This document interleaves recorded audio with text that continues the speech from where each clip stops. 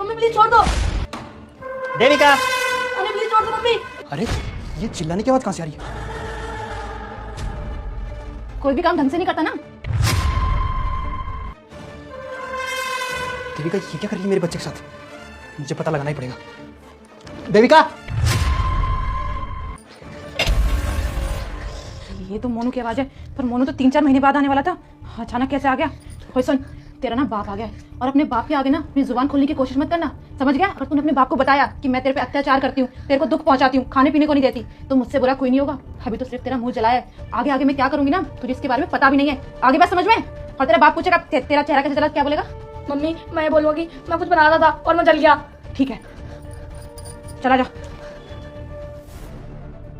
मेरे बच्चे मेरी बात सुन, कसम देने वाले को तो तू भर भर के लाइक सब्सक्राइब करता है। आज देखता हूँ मुझे कौन लाइक सब्सक्राइब करता है। अरे मोनू तुम तो 3 महीने बाद आने वाले थे ना। देविका तुम ये सब छोड़ो कि मैं जल्दी क्यों आया हूँ।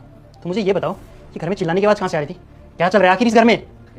चिल्लाने अब मोनू हुआ ये था कि मैंने नहाने गई हुई थी, तभी नैतिक की इतनी जोर से चिल्लाने की आवाज़ आई, मैं तो घबरा गई और जब मैंने किचन में जाके देखा तो इसने अपना चेहरा जला लिया। मैं बस इसे दवाई लगाने जा रही थी, इतने में तुम आ गए। इसका चेहरा? तुम्हें जरा भी इसकी फिक्र नहीं है क्या? ये देखो तुमने इसके चेहरे के साथ क्या करवा दिया। अरे मोनू तुम्हें तो इसकी आदत पता ही है, बस दिन रात मस्ती करते रहता है और जब मैं इसको समझाती हूँ तो मेरी बात भी नहीं मानता। अब पता नहीं क्या क्या करने लग जाता है। अब इतना उतमताई बच्चा है, मैं भी तो समझा समझा के थक गई। अब देखो मैंने इससे कहा कि मैं तेरे लिए खाना बना देती हूँ, बेटा बस मुझे नहा के आने दे, लेकिन नहीं मम्मी आज तो खाना मैं बनाऊंगा, खाना मैं बनाऊंगा, जिद पे अड़ गया। अब मुझे थोड़ी पता थी अपना चेहरा जला लेगा, मैं तो घबराई गई मोनू ये सब देख के। देविका मुझे ऐसा क्यों लग रहा है कि तुम मुझसे झूठ बोल रही हो? इसका चेहरा अपने आप तो नहीं जला होगा। मोनू तुम मुझ पे शक कर रहे हो, अपनी बीवी पे शक कर रहे हो, ठीक है कोई बात नहीं। अगर तुम्हें मेरी बात पे यकीन नहीं है तो अपने बेटे की बात पर यकीन आएगा ना। तुम चाहे उससे पूछ लो, बता बेटा मैंने तेरा चेहरा जलाया? नहीं नहीं मम्मी ने जलाया, मैंने खुद जल गया।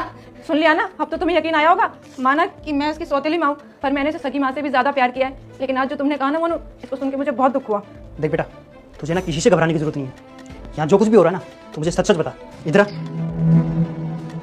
पापा आपका शक एकदम सही है, मम्मी मुझे रोज पसंद करती है और घर का हर काम कराती है। आज इन्हें मुझे पोस्ट लगाने के लिए कहा था, मैंने मना कर दिया तो मम्मी ने मेरा मुंह जला दिया।